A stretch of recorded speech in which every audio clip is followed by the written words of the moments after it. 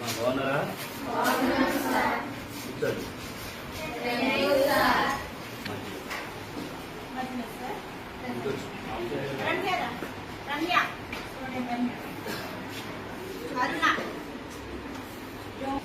శ్రీ చైతన్య, రోహిత,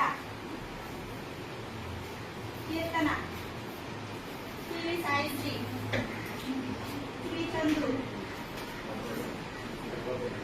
మా భోజనం ఎలా ఉందమ్మా? నిజం చెప్పండి.